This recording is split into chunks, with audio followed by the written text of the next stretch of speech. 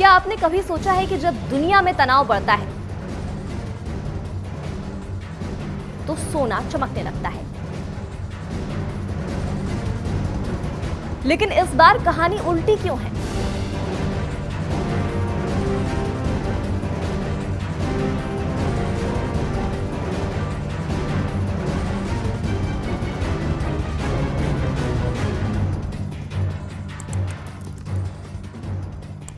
युद्ध की आहट, महंगाई का दबाव और अनिश्चितता के बीच भी सोने की चमक फीकी पड़ती जा रही है और चांदी भी साथ छोड़ती दिखाई दे रही है। ऐसे में सवाल सिर्फ कीमतों का नहीं, बल्कि उस बदलते खेल का है जिसे समझना हर निवेशक और आम खरीदार के लिए जरूरी हो गया है। चलिए इसे आसान भाषा में समझते हैं। 23 मार्च 2026 की सुबह देश में सोने की कीमतों में फिर गिरावट देखने को मिली है। दिल्ली में 24 कैरेट सोना करीब 1,46,110 रुपए प्रति 10 ग्राम पर आ गया है, जबकि 22 कैरेट सोना 1,33,940 रुपए पर चल रहा है। अगर मुंबई, पुणे या बैंगलोर की बात करें तो वहां भी 24 कैरेट सोना लगभग 1,45,960 रुपए प्रति 10 ग्राम के आसपास है। यानी कुल मिलाकर पूरे देश में सोना लगातार सस्ता हो रहा है। अब आप सोच रहे होंगे कि आखिर कितना सस्ता हुआ है, तो पिछले एक हफ्ते में ही 24 कैरेट सोना करीब 13,690 रुपए तक गिर चुका है। वहीं 22 कैरेट सोने में भी करीब 12,550 रुपए की गिरावट आई है। ये कोई छोटी मोटी गिरावट तो नहीं है, बल्कि बाजार में बड़ा बदलाव माना जा रहा है। अब जरा चांदी की बात कर लेते हैं, क्योंकि उसकी हालत तो सोने से भी ज्यादा कमजोर दिखाई दे रही है। 23 मार्च 2026 को चांदी का भाव करीब 2,44,900 रुपए प्रति किलो चल रहा है, लेकिन अगर पिछले एक हफ्ते का ट्रेंड देखें तो इसमें करीब 30,000 रुपए की बड़ी गिरावट आ चुकी है। सोचिए, कुछ समय पहले चांदी 4 लाख प्रति किलो के स्तर तक पहुंच गई थी और अब इतनी तेजी से नीचे आ गई है। तो अब सबसे बड़ा सवाल, आखिर ऐसा क्यों हो रहा है? जब दुनिया में पश्चिम एशिया में तनाव बढ़ रहा होता है, अमेरिका, इजराइल और ईरान के बीच टकराव की खबरें हैं, तो सोना बढ़ने के बजाय गिर क्यों रहा है? देखिए, इसके पीछे कई कारण एक साथ काम कर रहे हैं। सबसे पहले कारण है कि महंगाई का डर है। जब महंगाई बढ़ती है तो आमतौर पर केंद्रीय बैंक ब्याज दरें बढ़ाते हैं और यही अभी भी हो रहा है। दुनिया के बड़े केंद्रीय बैंक जैसे अमेरिका का federal reserve, European central bank और ब्रिटेन का बैंक ऑफ इंग्लैंड सख्त रुख अपना रहा है। वो ब्याज दरें बढ़ा सकते हैं या लंबे समय तक ऊंची रख सकते हैं। अब इसका सीधा असर सोने पर पड़ता है, क्योंकि सोना ऐसा निवेश है जिसमें आपको कोई ब्याज नहीं मिलता है।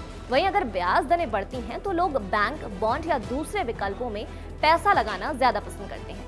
ऐसे में सोने की मांग थोड़ी कम हो जाती है और कीमत नीचे आने लगती है।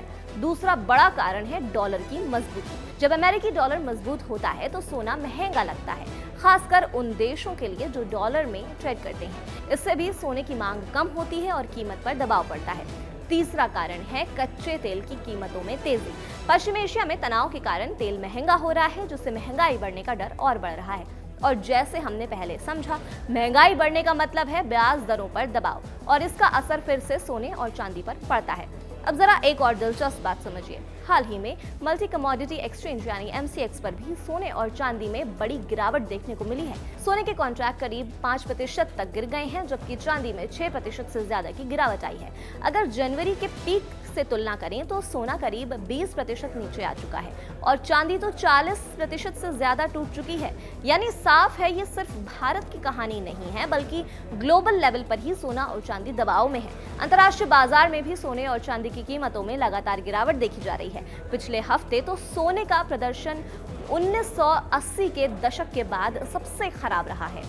लेकिन अब यहाँ एक और सवाल उठता है, क्या ये गिरावट हमेशा चलेगी या फिर ये मौका हो सकता है? कुछ एक्सपर्ट्स का मानना है कि अभी जो गिरावट है वो शॉर्ट टर्म यानी थोड़े समय के लिए हो सकती है। तकनीकी तौर पर देखा जाए तो सोना अब ओवरसोल्ड जोन में पहुंच चुका है, यानी बहुत ज्यादा बिक चुका है। ऐसे में आने वाले समय में इसमें थोड़ी रिकवरी भी देखने को मिल सकती है, लेकिन इसका मतलब ये नहीं है कि आप तुरंत बड़ी मात्रा में खरीदारी शुरू कर दें। अगर आप निवेशक हैं तो थोड़ा समझदारी से चलना जरूरी है। एक्सपर्ट सलाह देते हैं कि अपने पोर्टफोलियो में सोने का हिस्सा 5 से 15% तक रखना ठीक माना जाता है। अगर आप लंबे समय के लिए निवेश करना चाहते हैं तो धीरे धीरे SIP के जरिए गोल्ड ETF में निवेश करना एक अच्छा विकल्प हो सकता है। आजकल डिजिटल गोल्ड भी काफी लोकप्रिय हो रहा है। आप मोबाइल ऐप्स जैसे फोन पे, गूगल पे या पेटीएम के जरिए भी थोड़ा थोड़ा सोना खरीद सकते हैं। इसके अलावा बड़े ज्वेलरी ब्रांड्स और ऑनलाइन प्लेटफॉर्म्स ये भी सुविधा दे रहे हैं। तो अब आखिर में बात सीधी सी है, बाजार इस समय थोड़ा उलझा हुआ है। एक तरफ ग्लोबल तनाव है, दूसरी तरफ महंगाई और ब्याज दरों का दबाव। इन सब के बीच सोना और चांदी फिलहाल कमजोर दिखाई दे रहा है। अगर आप खरीदने की सोच रहे हैं तो ये गिरावट एक मौका भी हो सकती है, लेकिन जल्दबाजी से बचना बेहद जरूरी है। बाजार को थोड़ा और समझिए, ट्रेंड को देखिए और फिर फैसला लीजिए, क्योंकि सोना सिर्फ गहना नहीं है, एक लंबी अवधि का निवेश भी है और सही समय पर लिया गया फैसला ही सबसे ज्यादा फायदा देता है। तब गोल्ड खरीदे कि नहीं खरीदे, या फिर बेच दिया आपने जब दाम बढ़ रहे थे, या फिर अभी इंतजार में है कि पता नहीं गोल्ड के दाम यहाँ से बढ़ेंगे कि कम होंगे। बहुत लोग हैं, हर कोई अपनी ज़रूरत के हिसाब से देख रहा होता है। और गोल्ड ऐसा है कि हर किसी की ज़रूरत के हिसाब से अपना रंग बदलता रहता है, उसकी चमक बदलती रहती है। जब लोग खरीदने की सोच रहे होते तब भाग रहा होता है, जब बेचने की सोच रहे हो तो गोल्ड गिरने लग जाता है। और बहुत लोग इस संभावना में बैठे थे कि युद्ध होगा, अब पता नहीं गोल्ड कहाँ चला जाएगा, 2 लाख तक पहुँच जाएगा कि 1,80,000 तक पहुँच जाएगा। युद्ध हो भी गया, युद्ध अब ख़त्म भी होने वाला है, फिर भी गोल्ड की चमक जो है, डराने वाली चमक अभी तक आई नहीं है। तो गोल्ड को लेकर जितने भी सवाल हैं ना, अनिल जी आपको बताएंगे, क्योंकि गोल्ड की पूरी जन्म कुंडली लेकर बैठे रहते हैं और जन्म कुंडली की बड़ी सटीक है। इन्हीं से पूछते हैं। अनिल जी, चल क्या रहा है गोल्ड में, जरा समझाइए दर्शकों को। देखिए, गोल्ड में जो आशा थी कि लड़ाई होगी तो गोल्ड को भाग जाना चाहिए, उसमें मामला थोड़ा उल्टा ये पड़ गया कि लड़ाई का कारण इस बार अलग हो गया। लड़ाई का कारण हो गया तेल, और इस तेल के खेल ने जो है डॉलर को बना दिया स्ट्रांग। क्योंकि तेल की जो प्राइस में बढ़ोतरी हुई उसने डॉलर की डिमांड बढ़ा दी और डॉलर स्ट्रांग होने लगा। तो डॉलर जो है लगभग अब 100 डॉलर इंडेक्स है वो समझ लीजिए कि काफी बढ़ करके जो है वो 100 के आसपास आने लगा है।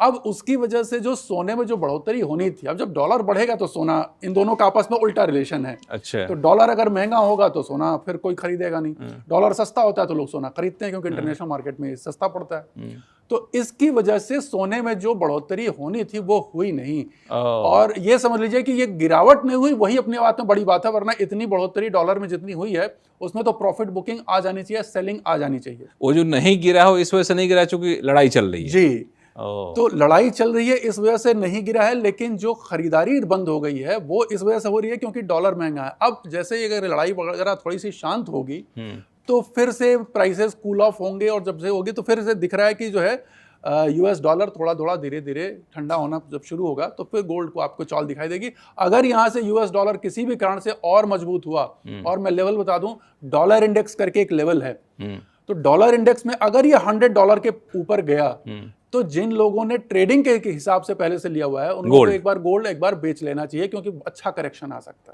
है। सोने और चांदी के ऐसे और अपडेट्स के लिए आप देखते रहिए कड़क।